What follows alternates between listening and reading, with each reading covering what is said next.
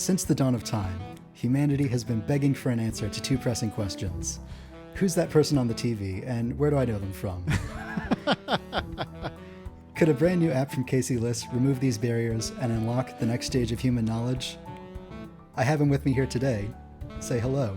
Hey, that's a lot of pressure. I'm a little nervous now, but hopefully we will unlock some new knowledge of some sort today, one way or the other. So, who the heck is Casey Liss? Who knows who is Casey Liss? So, hey, I'm a podcaster, a developer, and occasionally a writer based out of Richmond, Virginia in the United States.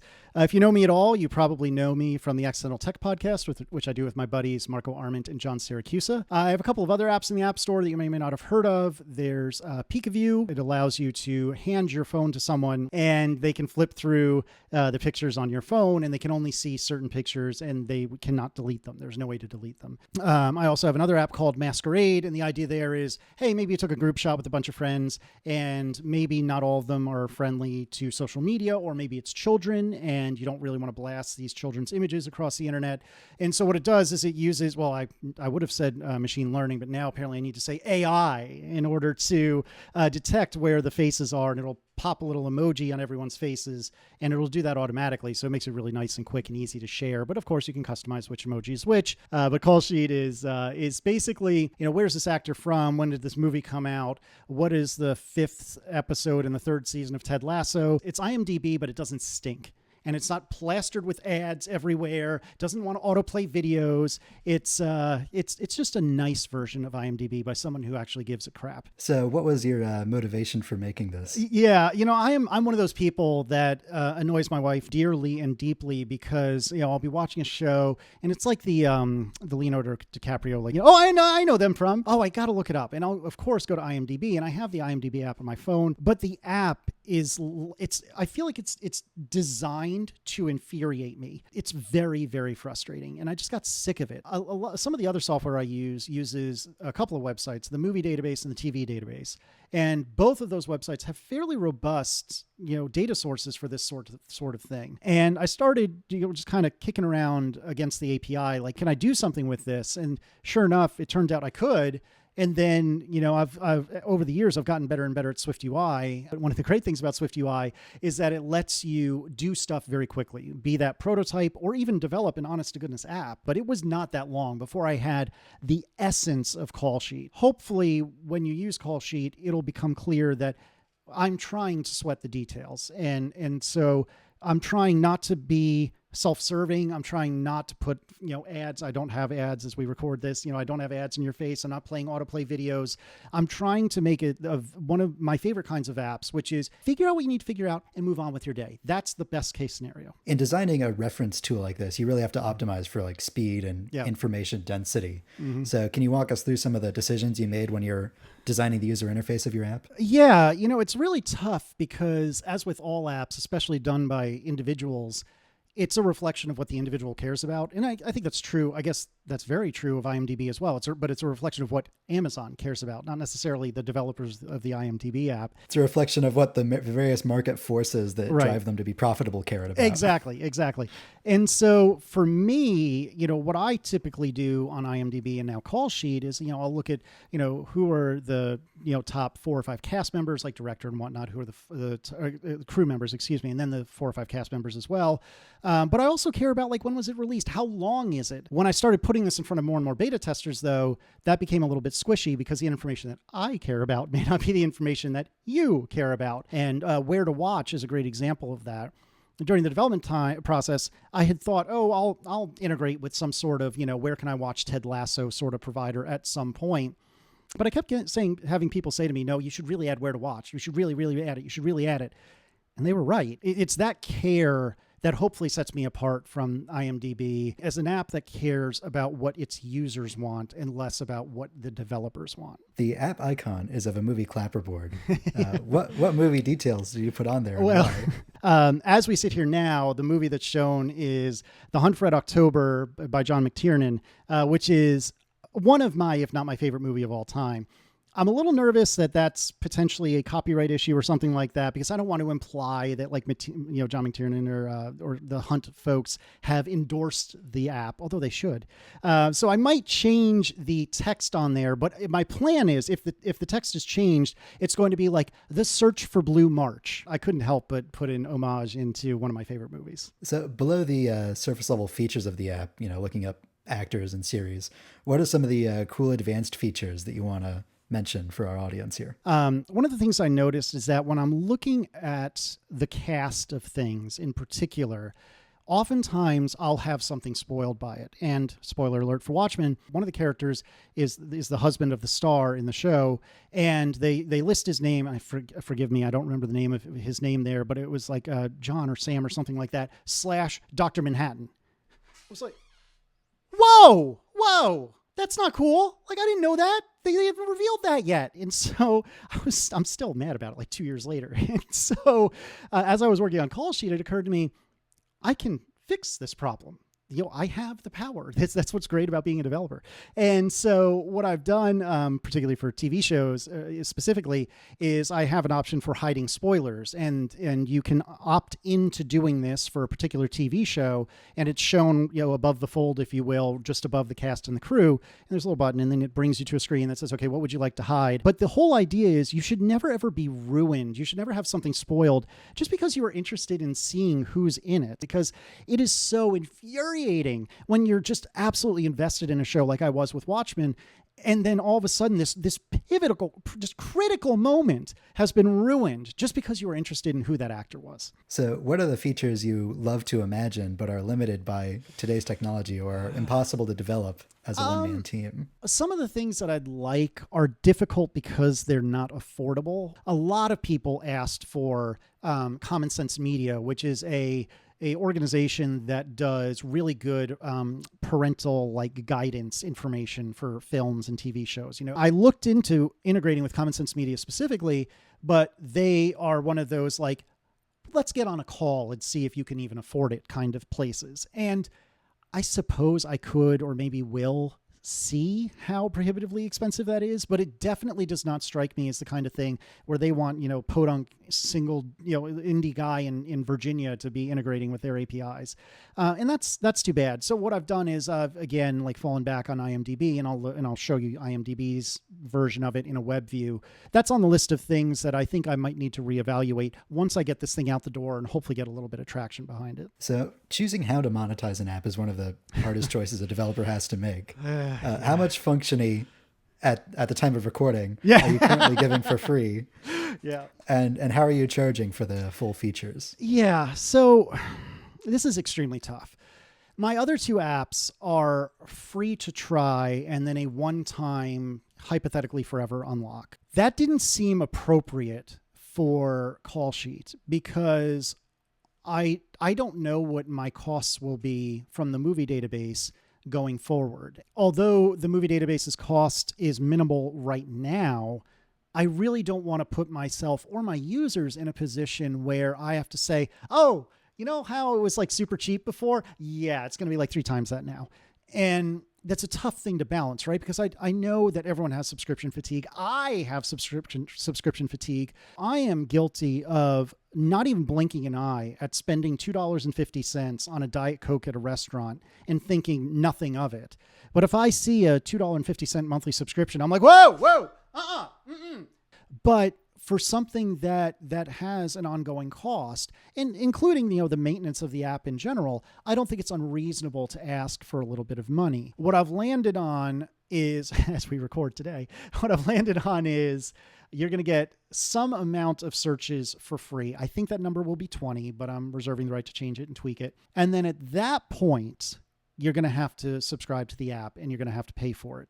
Hopefully, there's enough padding for me that even if my costs go up some, I don't immediately have to pass that down to my users. I can just eat that cost. But I will say that I'm trying a couple of little bit off the wall things. If you're presented with what I call the pre-sale screen, basically here's where you would subscribe. By default, there's a monthly option and a yearly option. And then below that, at the bottom right, below the two options, there's a text that says more options.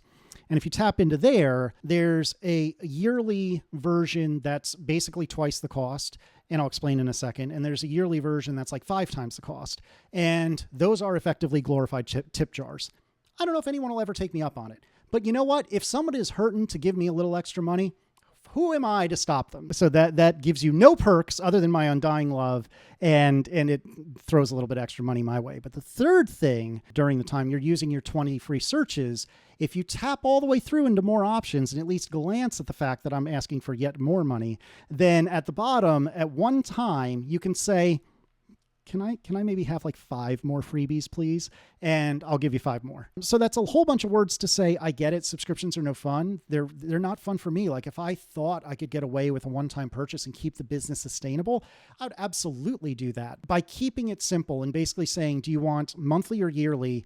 And quietly, do you want to just give me extra money because you're nice? Do you want monthly or yearly? And that's that. Early on, the one that you've seen most recently, I had like a couple of bullets and then a picture of our dog at the bottom. And I captioned it, Penny, our dog, says, "Thank you, Arf." And I thought that was very cute, but the feedback I got was that was maybe not as professional as I wanted. So I pulled that. Well, if you're cutting the bit about your dog from the app, do you have a few words you would like to speak about Penny in this environment? Yeah, no. We have a at the end of 2020, as with everyone else, we adopted a rescue. This particular dog, who again is Penny. In backstory, my surname is Liss. You can't really name your child Penniless, but you can name a dog Penniless. She's a Shar-Pei, which means she was super wrinkly when she was little. And I like to joke that she's been ironed out from the neck down as she's grown. We had said to our dear friend who rescues dogs, we would like not a puppy who is somewhere to the order of like 10 to 15 pounds and doesn't shed. We ended up with a puppy who has grown to 35 pounds and sheds like hell, but you can't win them all. Regarding SwiftUI, you touched on this earlier. It's sort of a controversial new user interface framework amongst developers. Yeah. I have just a few quotes here. Ethan Lipnick said in an interview with me, "I couldn't deliver a good product if it was 100% SwiftUI." Shihab Mahbub, developer of Aviary and now Mammoth. Oh, said, yeah, yep. "It's too unreliable at the moment to use in a fully fledged feature-rich app, and he wouldn't dream of building an entire app that relies on it." And this Casey Liss said, "Oh, that he doesn't know what he's talking about. A lot of it you just can't freaking do. And the tough thing is, it is a black box. Once you hit the wall or the edge of that black box, you're screwed." Who would have said such a thing? No way. Oh, man.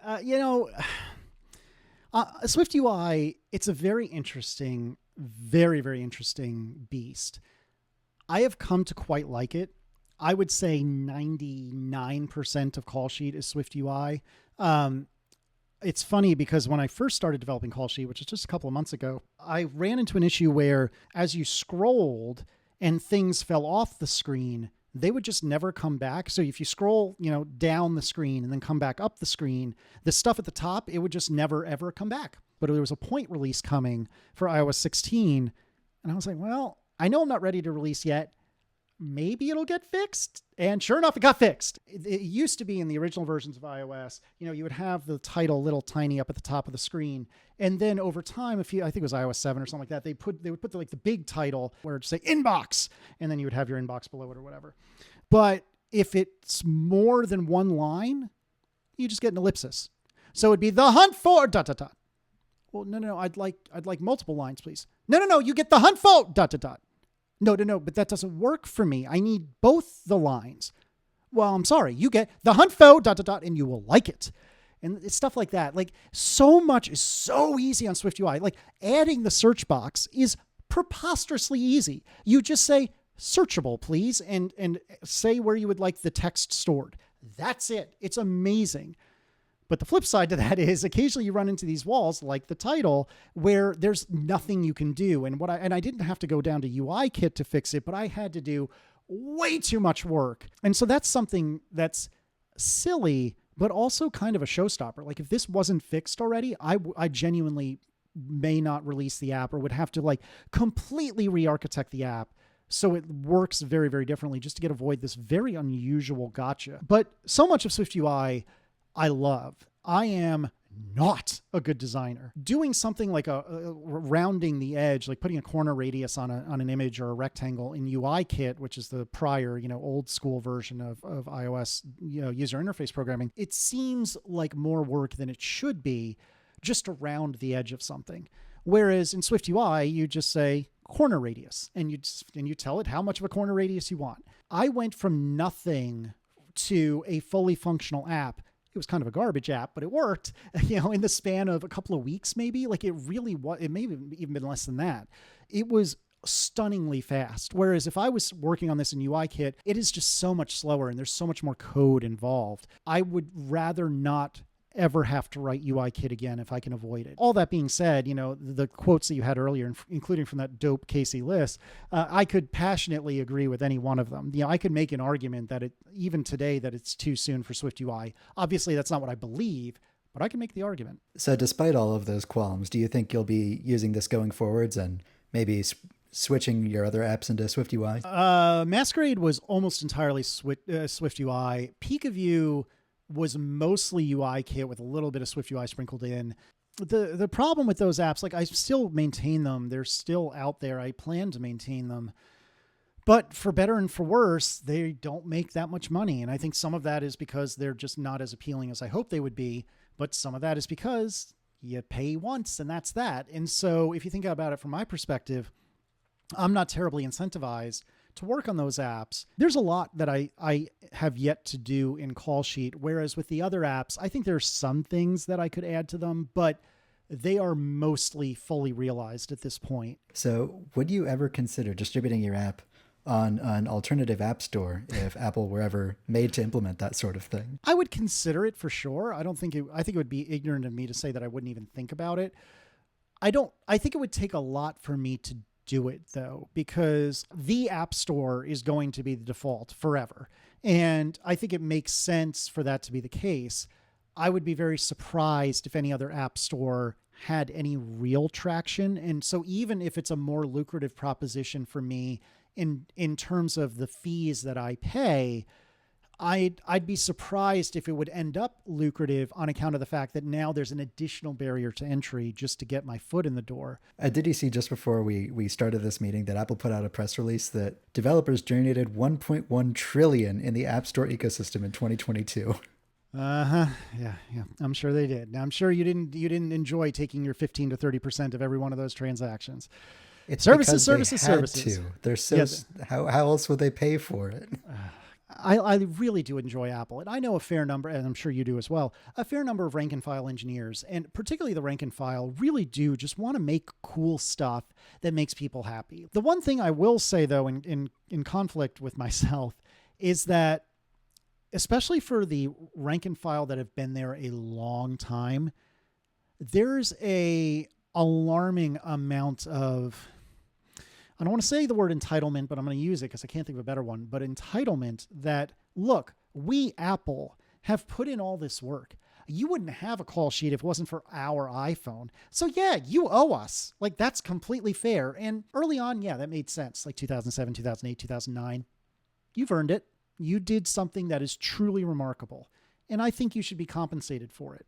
But that was iPhone 1. It's not the same place it was in 2007. This is not the same market. This is not the same universe. And it would be healthy for Apple to realize that, yes, I wouldn't have Callsheet without the iPhone, but we wouldn't have the iPhone without people like me. But that being said, everything about an alternative app store feels even worse. So I still come back to, please, sir, can I have another, Now in our beautiful Apple Silicon world, they're once again expanding the Mac lineup, which I don't think anybody would have expected 10 years ago. What is the dream Mac you wish Apple would make just for you? This is going to be a mostly boring answer. My current computer, which is an M1 Max 14-inch MacBook Pro, it's really good. It's really good. The only thing I can really think of that I really wish this computer had is a cellular modem. I would give my arm for a MacBook Pro with a cellular modem. And I know that to so many people, that sounds bananas. When I've made this same speech about iPads, so many people will be like, why would you ever pay for a cellular iPad? That's bananas. Just tether. It works fine.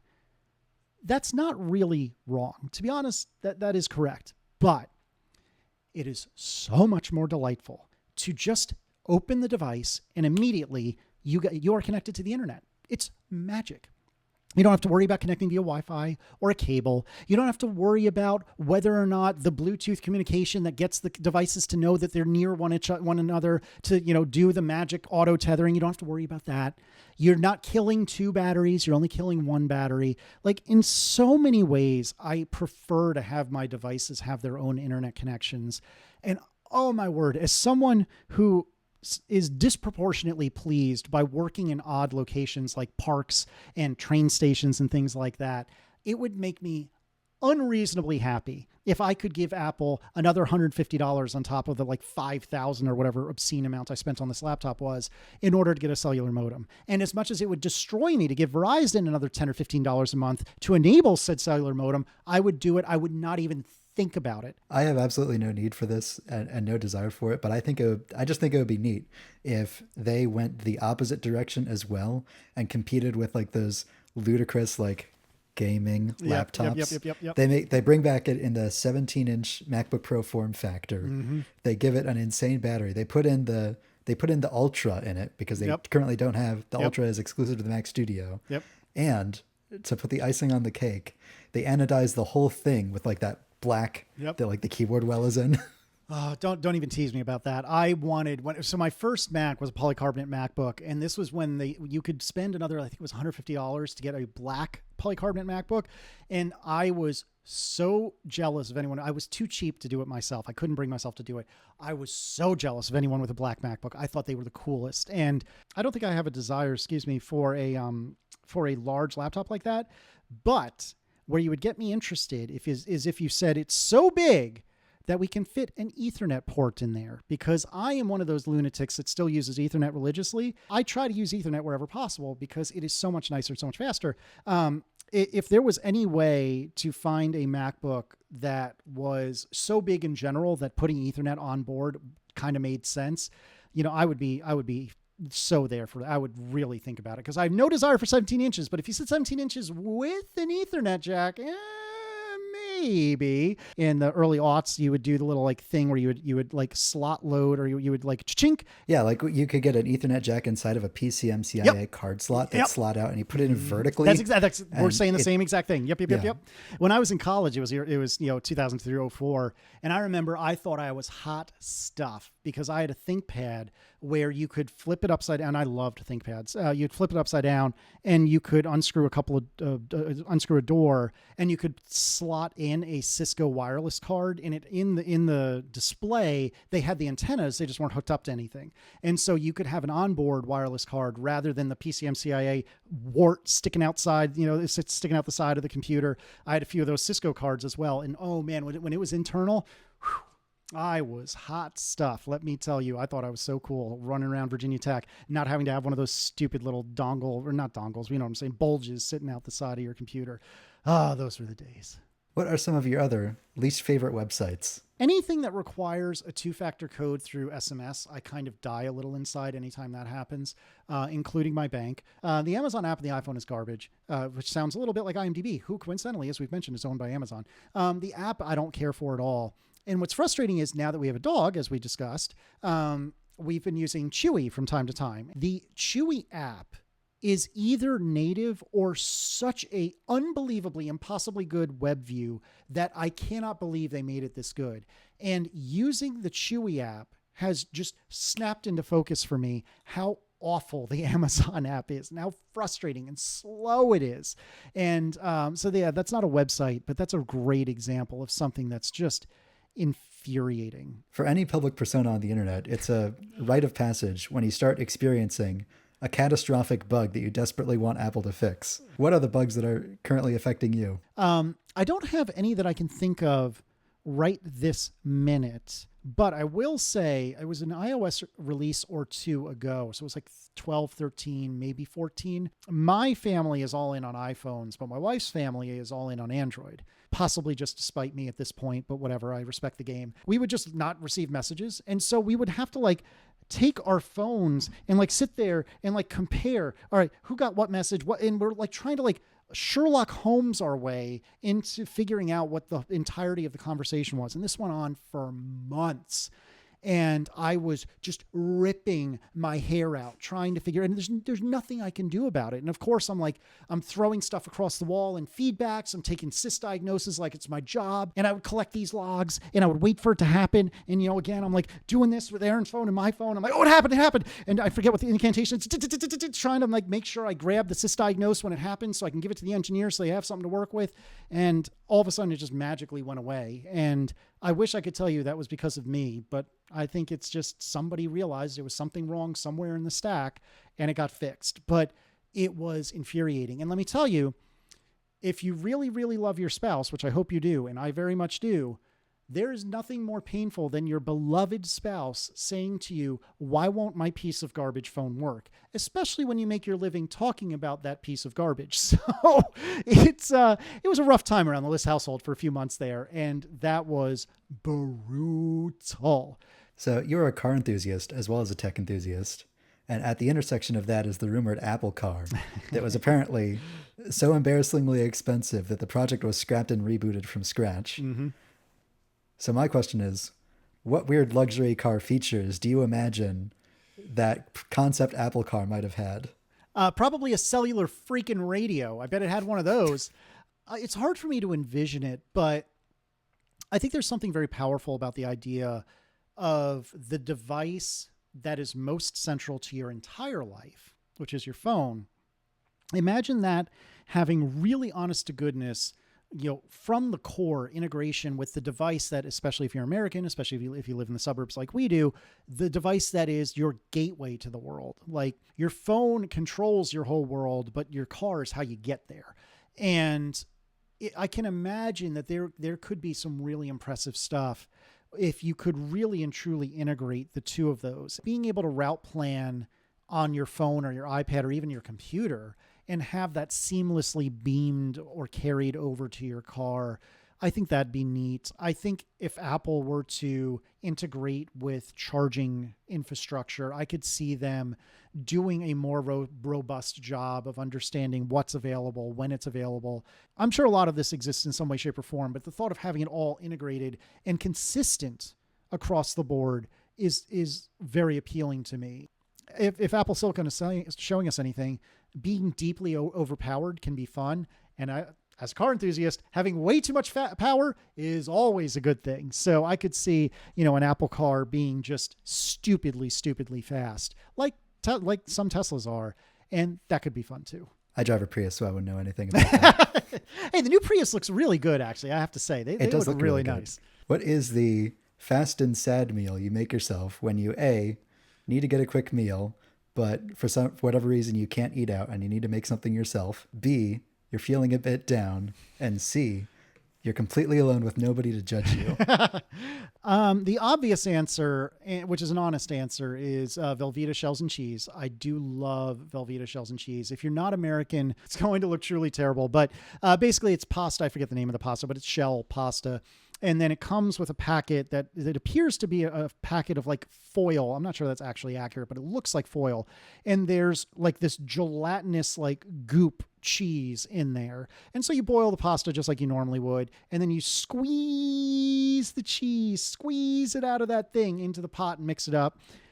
I know it sounds disgusting and I'm not doing a very good job of selling it, but it is so good. We really like cheesy rice, which is you cook up the rice and vermicelli and then you put like this cheese dust on top and you stir it in and it becomes this like cheesy rice. And again, like I'm sure any reasonable human with self-respect would find either of these completely revolting, but I enjoy both of them deeply. What's yours? Way to turn it around on me. I know that a lot of people of yours who don't know me are going to watch this, so I'm not going to admit to the most heinous one. Oh, come on. Where's the fun in that? I haven't done this since college. You get like a 6-pack of the Johnsonville like pre-cooked sausages or something, which is delicious. It's a heart attack, but it's delicious. You buy 2 6-packs of that and a single 12-pack of hot dog buns so that you can wrap it up all in like all over a period of 2 weeks or so. That's amazing. I'm not above this. That actually sounds very tasty. It's 4 meals of 3 of those each. Golly. That is, I think I might need to go see a cardiologist after just hearing that described, but it does sound delicious.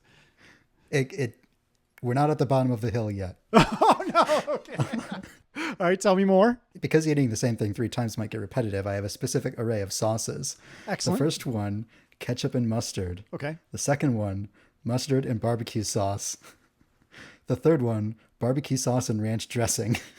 So this is preposterous, but I'm here for it. There's a drive-in theater that's like half an hour west of Richmond. It's in between Richmond and Charlottesville, and it's called the Goochland Drive-In Theater. Goochland is the name of the county in which it's placed. At the Goochland Drive-In Theater, they have something called the Gooch Dog, which is a hot dog, but then they put macaroni and cheese on top, and then they put barbecue sauce on top of that. And it's one of those things where this doesn't sound very good, but oh my word, it is terrible in the most delightful ways. I would eat that right now if it was put in front of me. I wish I was on one of those food shows where they have the like thing come in from off screen, and they just hand it to you and you get to chow on it. I would do it right now. Hot dogs already, I think, have a marketing problem. But that's true. That's true. Calling it a gooch dog is not good. I don't see how they think that helps. Nope. That's all my questions. I have no idea how to end this. You can download Callsheet from the App Store, I presume. If you click here, or maybe down there, somewhere, you can find it. So you can go to caseyliss.com/callsheet, and that should link you to the announcement post when it's up. And you can hopefully get an easy peasy link to the App Store from there. How about that? There we go. I used to work in marketing. You can almost tell. Well, good. Thank you so much for spending all the time with me. I really do appreciate it. And I hope anyone listening and watching, I hope you check out Callsheet. Again, you get a little bit of time with it for free. It can't hurt. Give it a whirl, kick the tires, see what you think. And, send me an email if you have an idea about it, or if you don't like it, tell me why you don't like it. Give me something actionable to fix, and maybe I'll be able to fix it. And we can also find you on ATP, Accidental Tech Podcast. Yeah, you can catch me at atp.fm. You can also catch my other podcast, Analog, with my dear friend Mike Hurley, relay.fm/analog. Thank you for joining us. Of course. Thank you so much. I really appreciate it.